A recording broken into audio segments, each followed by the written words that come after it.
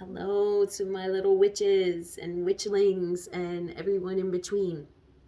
It's been a while since I posted. I had two moves ever since the last time I posted. Had a lot of introspection, a lot of life experience, a lot of study. And so I feel like I have a lot more to offer you at this point. The rune series got very, very boring to me. I have ADHD, so when I'm not into something, I just can't. I just can't do it.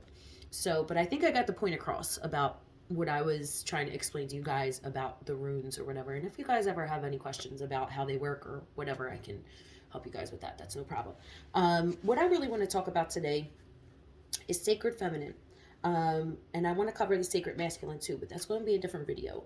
It's really important right now that we really start to discover both of these sides within ourselves, reconcile them, heal them, and bring them out and have them active in our thoughts and actions because it's really, really important right now for our consciousness and for the elevation of humanity that we understand these concepts. Right now, it seems like the masculine is being prompted to become more feminine, and the feminine has been prompted to become more masculine. Where you're going to see this is, as far as programming, is TV shows. You see this in the goofy man and the kind of staunch wife, and the wife who's very logical and knowledgeable, and the guy who can never do anything right. Kind of like Modern Family, that dynamic. I'm trying to think what else. I don't really watch TV, so you can George Lopez, same dynamic. You get my gist. I don't, like I said, I really don't watch TV, so it's hard for me to bring up a whole bunch of explanations about it, but nonetheless, you guys know what I mean. So I'm laying out these cards here, and I think I kind of got into this before, how the court cards divide themselves into masculine and feminine. So we're going to do the queens. Like the queens, they have two masculine cards and two feminine cards. And like I said, it's really important to understand this dynamic and these facets of the self, because male or female, we all have these inside ourselves. So let's start with the Queen of Pentacles. This is going to be Earth. This is going to be physical manifestation. So this is going to be the Mother card. This is going to be the face of the Mother. And how we are receivers. The sacred feminine is a receiver. We're really not supposed to be doing this much. We're not supposed to be holding the house down and going to work and preparing the food and doing everything. We're not supposed to be doing this. We're supposed to be receiving. Yes, we are supposed to be mothering our children and doing work around the house and all of that stuff, but we're not supposed to be doing it all. We're receivers. The sacred masculine provides. We take that into ourselves and we give it back.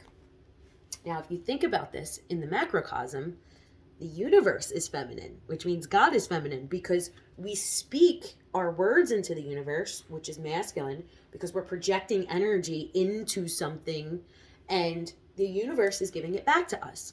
To me, that's solid proof that God is a woman. So a lot of people aren't ready to understand that concept or integrate that concept yet. So the second face of the sacred feminine is the water. So this is going to be the intuitive, the connection to the moon, the connection to the water, to the tides, to the pulling of the tides.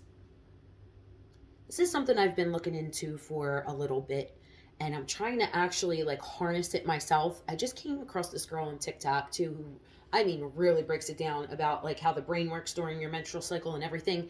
And I hope I followed her, and I hope I can get her videos up again and get some good information and tag her or whatever. But if you just pay attention to your cycle, get a moon cycle calendar and clock how you are feeling during the cycles of the moon, and like where you bleed, what's your emotional state, how you're feeling, you're going to see a pattern.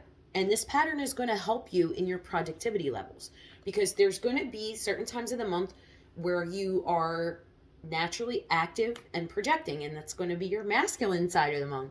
And then you're going to have the feminine side where you're going to need to rest, and you need to go into yourself. You're going to need a lot more sleep. You're really not going to be able to do much. So especially if you're somebody who has a lot going on, like work and you're starting a business on the side and you're working all the time, you can schedule your stuff around the dips and valleys of your cycle. And it really, really does help. So I'm starting to really realize mine. I have a lot of mental stuff. So I am ADHD, I am neurodivergent.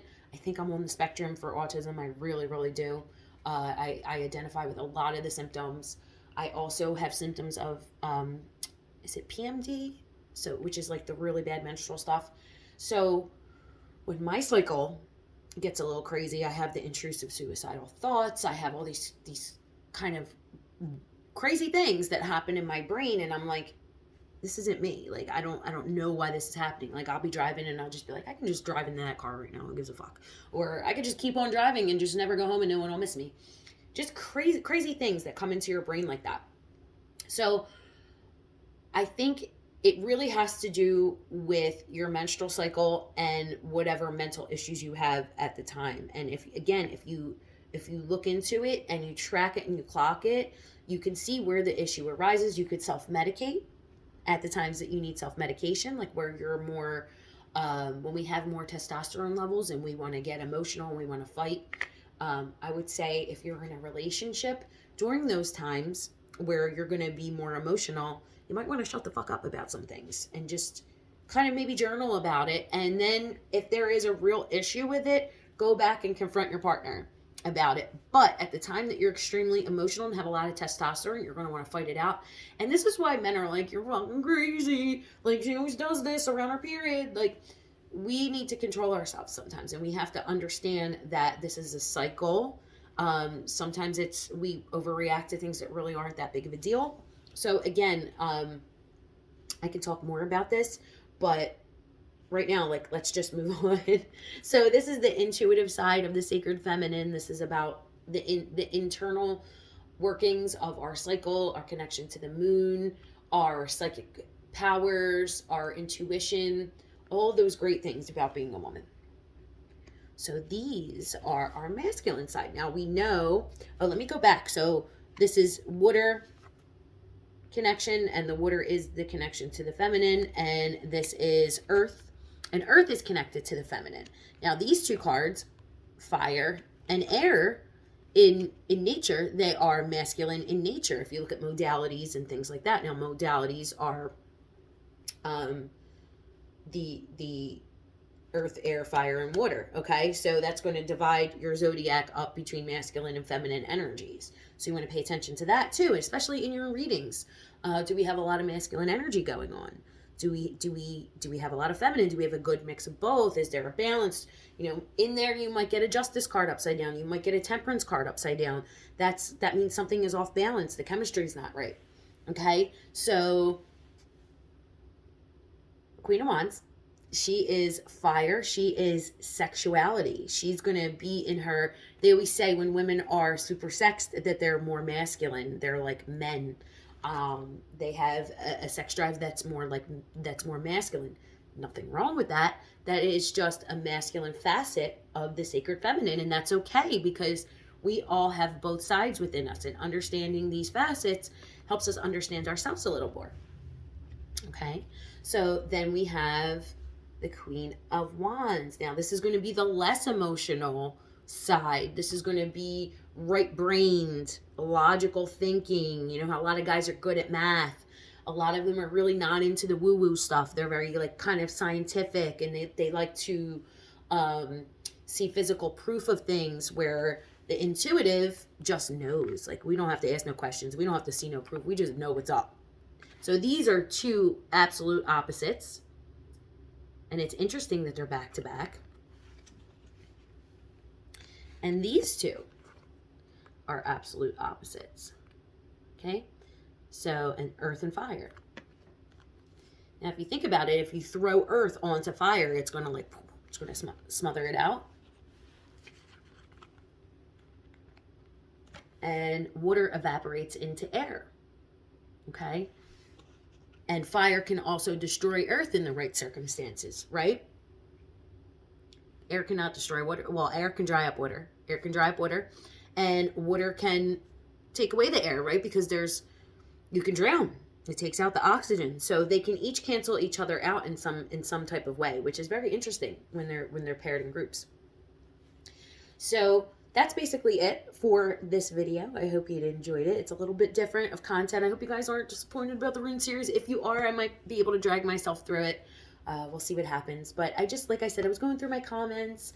I haven't revisited YouTube in a while, and I was just very thankful that some of you have commented, and I didn't see it. I'm sorry. I just didn't get a chance to get back to every